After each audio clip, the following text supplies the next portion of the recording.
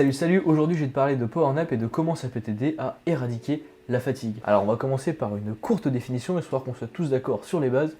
Qu'est-ce que c'est qu'une Power Nap? Une Power Nap, c'est une courte sieste de 10 à 20 minutes en fonction des situations, que tu peux faire n'importe où, n'importe quand, et qui te permet en gros de te redonner un boost d'énergie et de productivité pendant ta journée. Alors il y a plein de bénéfices au Power Nap, je vais t'en détailler quelques-uns qui sont pour moi les plus intéressants et les plus utiles. Alors le premier, c'est que ça peut t'aider à remédier aux coups de pompe récurrents qu'on a pendant la journée. On les connaît tous, ces coups de pompe, que ce soit en milieu d'après-midi ou en fin de matinée. C'est des coups de pompe qui sont toujours assez désagréables, et en faisant une bonne power nap au bon moment, tu peux les éviter et ne plus jamais avoir ce genre de problème. Une power nap, ça peut aussi t'aider à mieux comprendre et mieux mémoriser ce que tu viens d'étudier juste avant. En effet, quand tu vas te réveiller, tu auras les idées beaucoup plus claires et tu auras en général beaucoup mieux retenu ce que tu viens d'étudier avant de t'endormir. Une power nap, ça peut aussi t'aider à améliorer ta concentration. C'est connu depuis très longtemps que ça a ce genre de bénéfice. Il y a des gens comme Albert Einstein qui s'en servaient quasiment quotidiennement pour améliorer ses capacités de réflexion et pour être simplement beaucoup plus concentré sur ce qu'il était en train d'étudier. Mais il n'y a pas que ça, une power nap ça aide aussi énormément à la créativité. Il y a des gens comme Salvador Dali qui s'en servaient pareil quasiment quotidiennement et qui se réveillaient en général d'après lui avec de nouvelles idées et en étant beaucoup plus créatif que quand il s'était endormi. Et heureusement qu'il a eu ça, sinon on n'aurait peut-être pas eu la Casa de Papel. Pour maintenant avoir les différents types de power nap,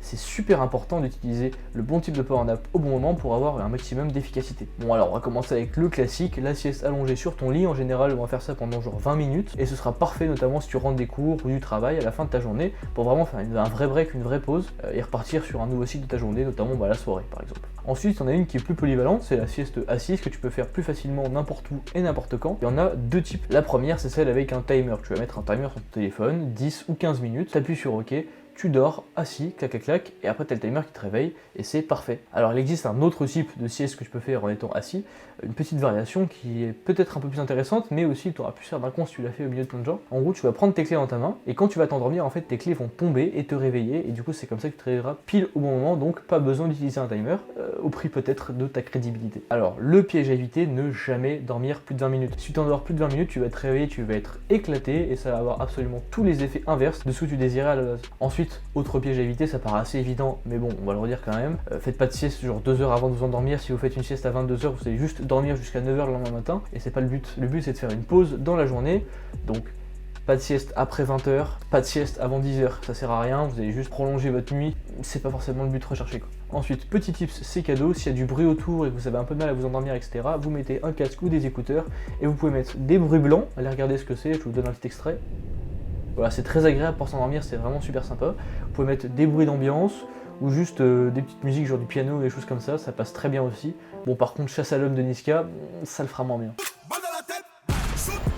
Bon, maintenant qu'on a vu les différents types de power nap et leurs bénéfices, on va pouvoir maintenant comment en faire une habitude en 21 jours. Bon, alors la première étape, il faut utiliser un habit tracker. Il y a plusieurs écoles, il y a tout simplement les applications, j'en ai trouvé une pour vous qui est pas mal, qui s'appelle Way of Life. C'est une appli, vous rentrez le nom de votre habitude, quand vous réussissez, vous mettez la petite case verte, sinon la petite case rouge, au moins comme ça vous voyez clairement votre évolution et ça vous motive à le faire tous les jours. Vous pouvez aussi utiliser un calendrier ou un bullet journal, ça marche très bien, mais essayez de limiter les nouveautés, c'est-à-dire que si jamais vous utilisez déjà un calendrier pour vos habitudes, faites ça. Si vous utilisez déjà un habit tracker, allez vers ça. Et sinon, essayez d'aller vers ce qui est le plus naturel pour vous, essayez de pas vous surcharger avec ça, ce serait totalement contre-productif. Donc vous l'avez compris, le but va être de faire une power nap par jour pendant 21 jours. C'est un petit challenge que vous allez vous lancer, et si au bout de 21 jours ça vous convient, vous pouvez continuer cette habitude-là, ou l'adapter en fonction. Mais pendant les 21 premiers jours, il est très important d'être strict et régulier, afin de vraiment voir si l'habitude sur long terme est bénéfique ou non. Alors maintenant on va voir quelques petits tips pour essayer vraiment d'en faire une habitude solide et plus facile à mettre en place.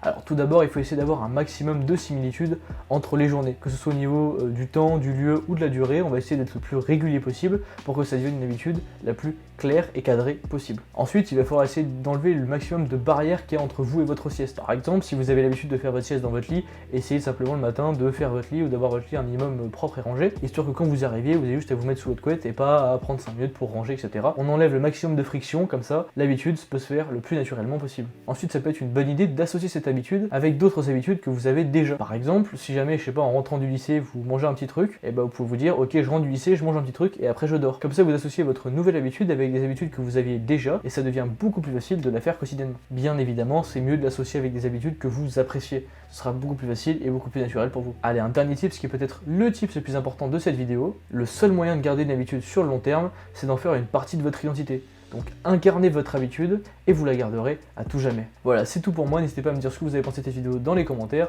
à liker, à vous abonner et à me partager votre expérience sur les power-ups si vous avez déjà testé ça. Moi je vous dis à la prochaine. Bye bye.